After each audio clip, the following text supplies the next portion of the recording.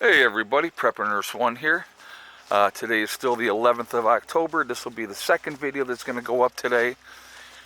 And it's still absolutely gorgeous, but hey, what are those? Those are called clouds. Not real bad ones though. Still just gorgeous. Look at the leaves. Absolutely stunning. Just everything's starting to change. I'm just going to spin this around here so you can see. I love the red. If you look at back here, we got some red going in here. There's a couple trees out there that as I come into the property that are a brilliant, brilliant red, and it's just absolutely gorgeous. So, very nice to see. But anyhow, all right, so we're going to talk about, I wanted to talk about some medical stuff, especially in an S.H.T.F situation, and how are people going to deal with medical issues in a post-event, and what you have to think about now. And I think this is really, really important, especially, here's the important thing, if you are on some kind of life-saving medication. Let's be realistic. If you are an insulin-dependent diabetic, the reality is that after an S.H.T.F event, if you do not have an adequate supply of insulin, you are not going to be long for this world. That's reality. If you are on any other kind of medications that are, keeping you alive, either you have to do the research and figure out alternatives that you can use to help keep you alive, or stockpile those meds. I think that's important to think about. It's important to do.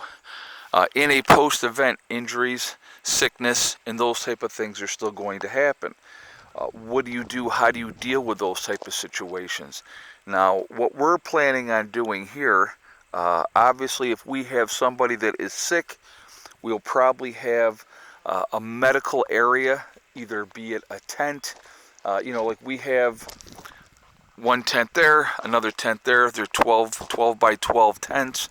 If we had to use those short term until we actually built something where we could have an area that we can use as an isolation area. If you have people in close quarters constantly and somebody gets sick and you don't isolate that person so that they can recover and are away from everybody else, that sickness will run rampant through your group in no time at all. Those are things you have to plan for. Those are things you have to think about ahead of time, because those are the reality of things that can happen. So something to think about, something to plan for, and to be ready for. And it's just, you just never know. That's the whole point. You just never know. So having an area designated for people, and even if you have somebody that has an injury and they are not, to have them in an area where they can be cared for properly and they're not in the way of everything else that needs to be done, or have a chance of having the injury get worse and those type of things. So you need a medbay, realistically. You need an area that you can use for medical reasons and those type of things, and I think that is important to do and have that as well. So that's something to think about. It's proper planning. It's being as ready as you possibly can be. If you have somebody, and here's something to think about: if you have somebody on antipsychotic medications, what are you going to do in a post-event if they're on medications because they're hearing voices, or if they're not on their medications to keep them calm, they have a tendency to be violent and stuff like that. Those are things you're going to really need to know ahead of time moving forward, because the reality is a lot of times medications are not going to be available in a post-event. Something to think about as well, obviously. There's a lot that goes into it, folks. I mean, it really, really is. Having adequate medical supplies, having antibiotics, an infection, a simple infection in a post-event could be life or death. That is why one of the things that I have recommended to you folks, and I have done myself, is get my dental work done now.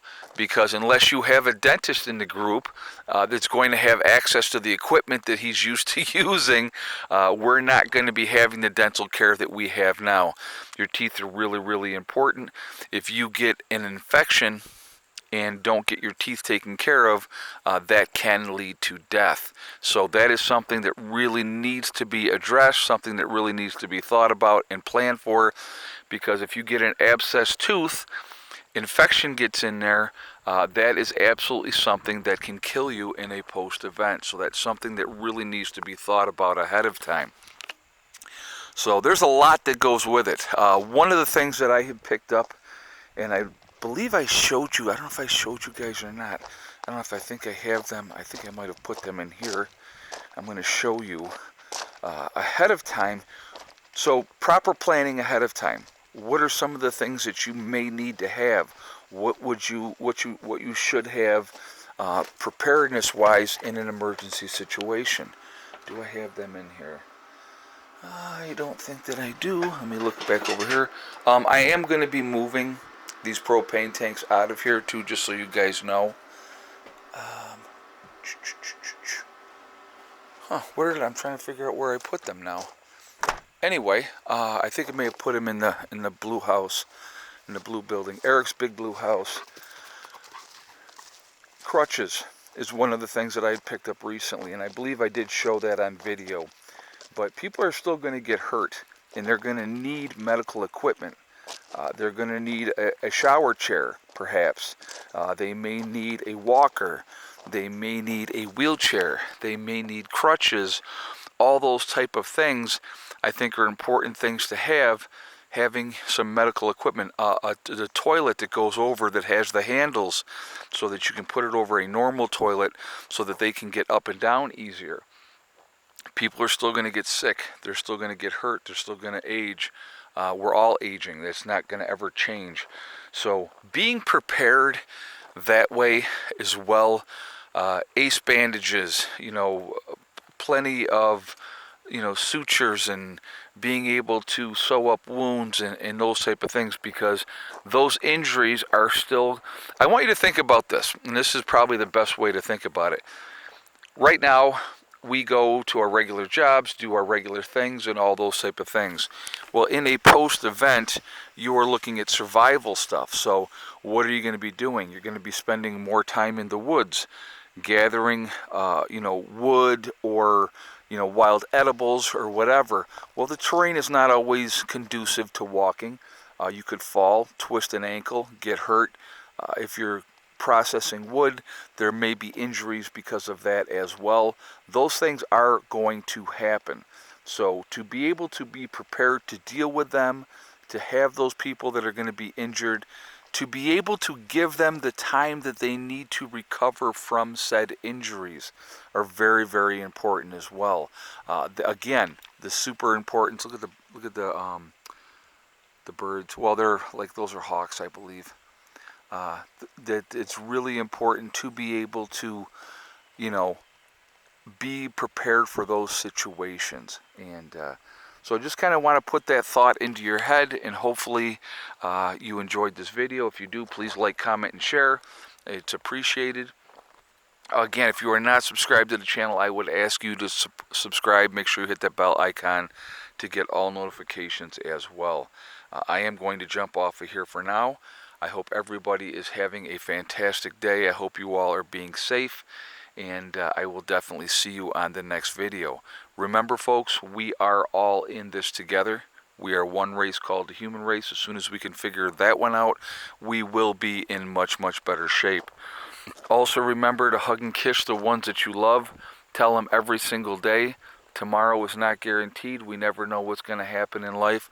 So it's really important that we tell the people that we care about every day how we feel. Last but not least, STD. Step, thing, and day. One step at a time, one thing at a time, and one day at a time. Whatever you're trying to do, whatever you're trying to accomplish, you can do it. The only one that's going to stop you from reaching your goals is you. That's it. Nobody else. Stay positive, stay away from the negativity, and you're going to be just fine. All right, I hope everybody has a great day, and be safe. Now, I got to tell you one thing right now, which has been really, really nice now this last couple days.